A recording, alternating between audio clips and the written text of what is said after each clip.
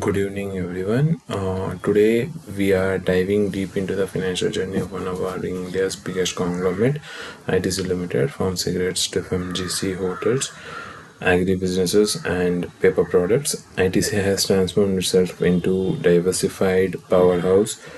In this video, we will break down ITC performance from financial year 2021 to 25, highlight key strategies, and explore what the future holds.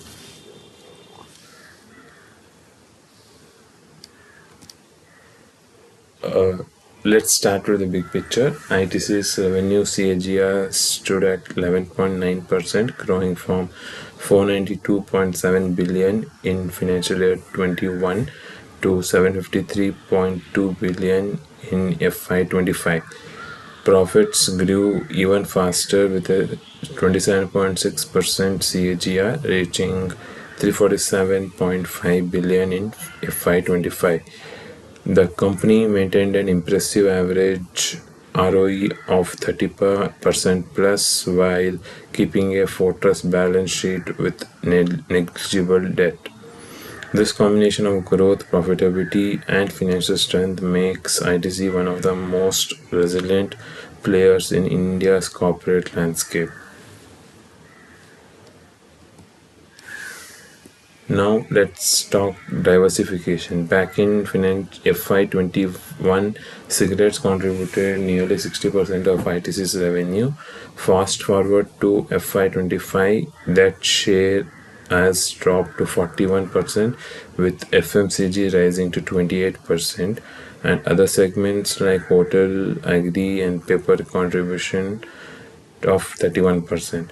Cigarettes remain the cash cow with stable flows. FMCG featuring brands like Ashirwad, Sunfeast, and Bingo grew at an 18% CAGR.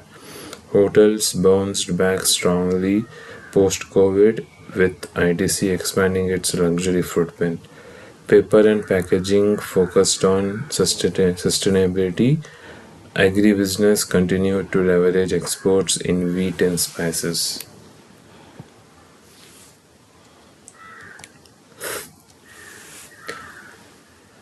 Talking about revenue growth wasn't always smooth. FY24 saw a dip due to agribusiness cyclicality, but FY25 rebounded with 10.9% growth, signaling strong momentum. On profitability, EBITDA margins moderated from 36.5% in FY21 to 31.9% in FY25, but net margins skyrocketed from 29.5% to 46.1%, thanks to lower taxes and over 100 billion in investment income. Gross margins stayed stable at 55 to 60%, showing ITC pricing power and efficiency. ITC's balance sheet is virtually debt-free, with a debt-to-equity ratio below 0.01x. Return metrics are stellar: ROE at 30.5%, ROCE at 35.4%, and current ratio at 2.9x, ensuring ample liquidity.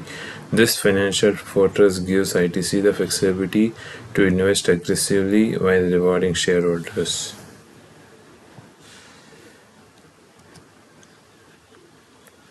Operating cash flow grew at a 9% CAGR, consistently above 170 billion annually, with free cash flow conversion above 90%.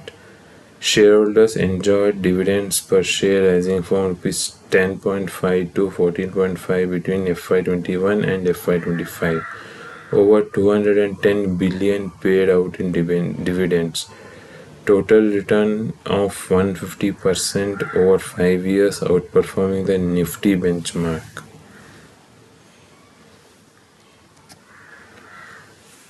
Compared to peers like HUL, Nestle, and Godrej, ITC shines across diversification, returns, and shareholder value.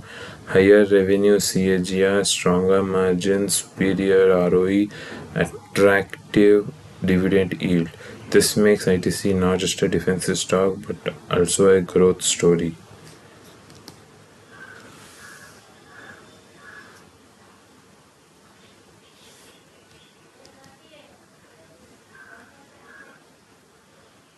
Talking about risk management, of course, risk remains.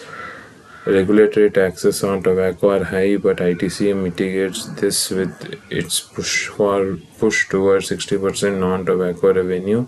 Commodity inflation is managed to 50% backward integration.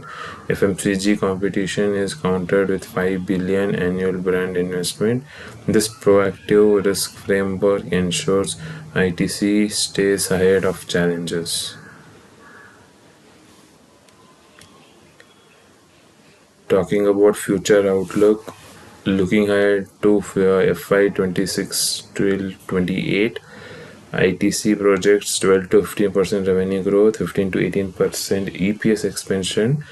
The strategic priorities include accelerating FMCG R&D, considering a hotel IPO, and sustaining shareholder value. Analysts see a target price of 550 to 600 per share, implying a 20 to 25% upside potential.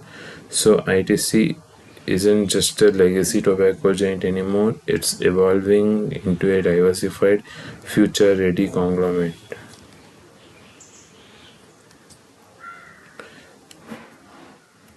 So, this wraps up our deep dive into ITC Limited's financial performance. If you found any analysis useful, do let.